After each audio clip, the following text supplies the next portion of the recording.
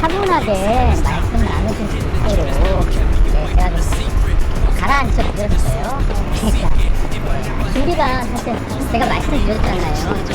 제가 기록 보고 이러느라고 피고인 신문하고 최종 결론이 물리적으로 좀 시간이 부족했거든요. 그러다 보니까 피고인도 준비가 안 된 상태에서 좀 당황하셨어요.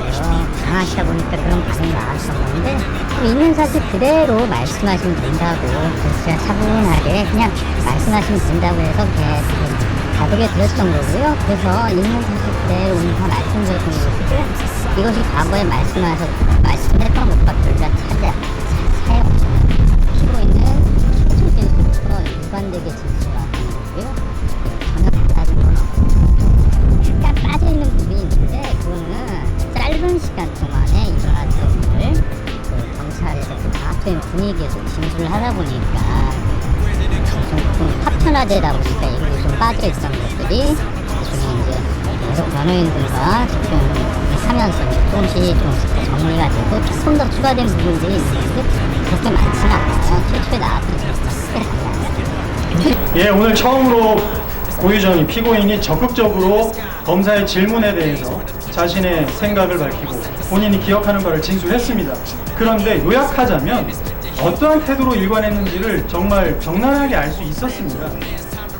즉, 이 사건 공소사실과 관련된 어떤 핵심적인 부분들이 있습니다. 피해자의 혈흔에서 졸피뎀이 검출됐는데 어떻게 생각하느냐? 모르겠다. 피해자의 시신을 송괴했는데 어떻게 했느냐? 진술하고 싶지 않다. 가장 중요한 내용에 대해서는 어떠한 내용도 구체적으로 진술한 바가 없습니다. 하지만 자신이 피해자에게 어떤 이유로 자신이 위기 상황에 처해 있었는지 본인의 생각을 얘기할 때는 일말의 주저함도 없이 굉장히 장황하게 본인의 의견을 아주 상세하게 밝혔습니다. 이러한 태도들을 보면서 정말 무섭다는 생각이 들었습니다.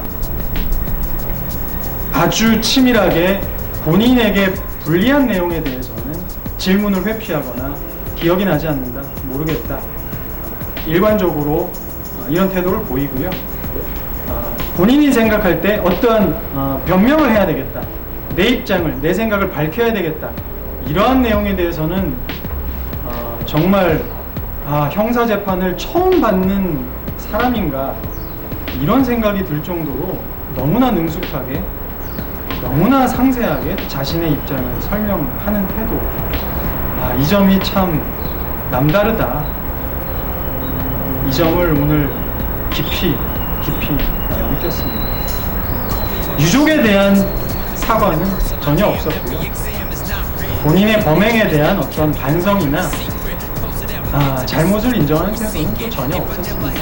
이 점도 역시 참 다시 한번 피고인의 어떤 과연 인간으로서 저럴 수 있나, 이런 면모를 엿볼 수 있었습니다. 최종 결론 준비를 했죠. 했는데 다 준비를 못한 거예요.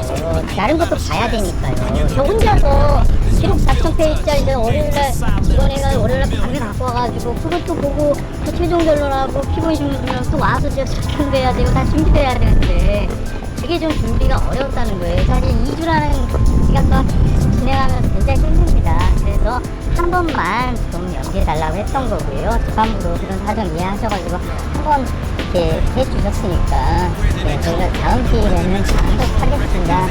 분명히 전액 기일에서도 피고인 신문에 대해서 피고인 측도 동의를 했었습니다. 충분히 예정이 돼 있었던 절차인데도 불구하고 오늘 피고인 신문에 앞서 피고인의 변호인이 준비가 되지 않았으니 절차를 미뤄달라, 한 기일을 더 달라. 형사소송 절차에서 피고인이 이렇게 자신이 피고인 신문 하겠다고 약속까지 했는데도 불구하고 순전히 재판을 미루려는 의도가 있었다고 그거밖에 생각할 수가 없고요. 하지만 재판부는 이미 약속되어 있었던 절차를 미룰 수는 없다.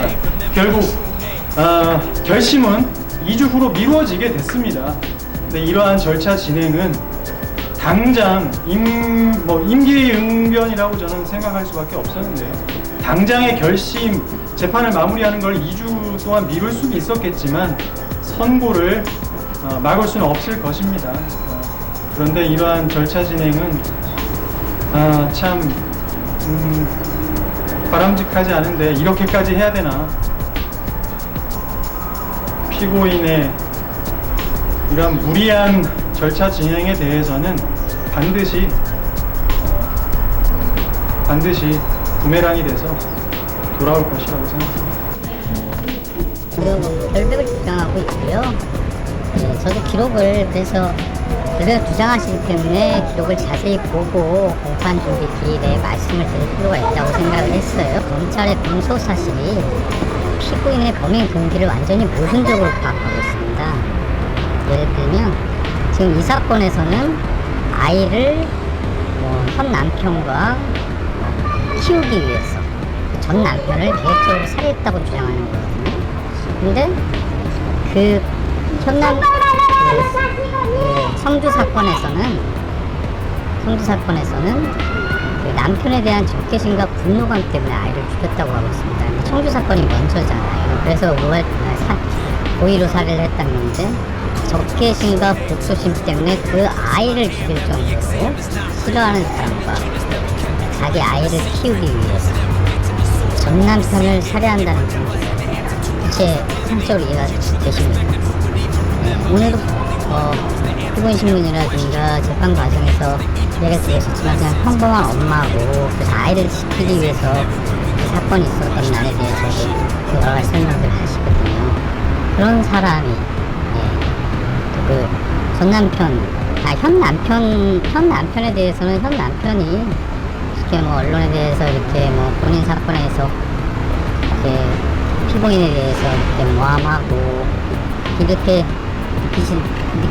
그걸 알아채신 굉장히 늦거든요. 계속 믿어오셨어요. 너무 사랑하신다고 생각했는데 그런 남편의 아이를 굳이 죽일 이유가 없었고요. 준비도 계속 데려와서 같이 쌍둥이처럼 키우기 위한 준비들이 계속 있었습니다. 그런 아이를 죽일 동기가 전혀 없었죠. 두 사건이 둘 다 계획범행이라고 하나는 살인하지도 않은 걸 갖고 억지로 소설을 쓰고 있는 그 얘기가 매치가 안 되는 거죠. 그냥 자연스러운 한 사람의 감정들이 있는 이야기들을 자기들 분위에 맞게 뽑아내가지고 구성을 하다 보니까 공소사실이 엉망진창이 됩니다. 예, 일단 오늘 또 굉장히 주목될 만한 점은 과연 의구다들 사건, 추가 기소된 사건을 병합해서 심리할지 여부가 또 굉장히 주목되는 사안이었는데요. 일단 재판부는 병합 심리 여부에 대해서는 판단을 조금 미뤘습니다. 그 이유는, 핵심적인 이유는 여러 가지 복합적인 면을 검토해야 될 게 많다. 일단 내일 예정된 의구다들 사건 공판 준비 기일에서 피고인 측의 어떤 주장과 그다음 향후 예상되는 증거조사에 걸리는 시간들을 좀 두루두루 검토하고 그다음에 피고인의 유족의 입장도 조금 더 고려하고 이런 점들을 모두 종합해서 조속한 시일 내에 결정을 내리겠다.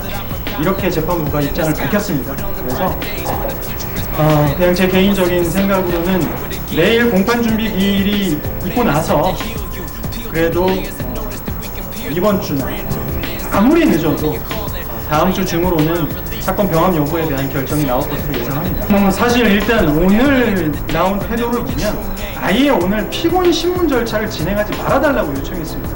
그거는 일단 절차를 밀어놓고 그 다음에 향후 공판 준비기를 거치고 나서 어떻게든 이제 사건을 병합시키려는 의도가 좀 보였는데요.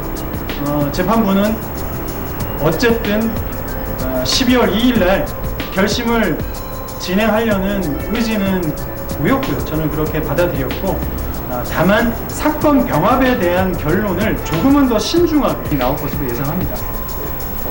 다시 한번 당부드리고 싶은 말씀은 이 사건은 지금 현재 증거조사가 모두 다 끝났습니다. 증거조사 모두 끝났고 현재는 피고인 신문도 사실상 피고인 측에서 질문하고 답변하는 그 절차만 남았고요. 검찰 구형 그리고 피고인 측의 마지막 최후 진술만 남았습니다. 이렇게 사건에 모두 거의 되었는데 추가 기소된 사건을 이제 와서 병합해서 또다시 절차가 이루어지는 것은 바람직하지 않다. 이 점을 좀 밝히고 싶습니다.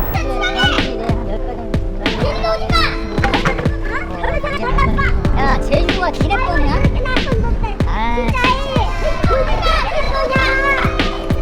제주도가 아줌마 거예요.